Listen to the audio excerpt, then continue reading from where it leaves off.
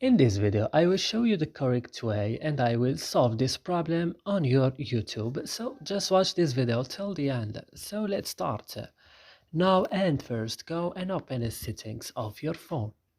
After this, go directly to apps, and on apps what you should do, go and open YouTube. Click on it when you found it, then you will find here a list. You will scroll up the screen and click on storage. Then click on clear data, click OK, then go back and click on force stop and click OK also.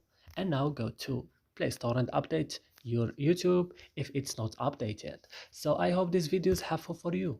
Don't forget to like, subscribe in our channel and see you in another video.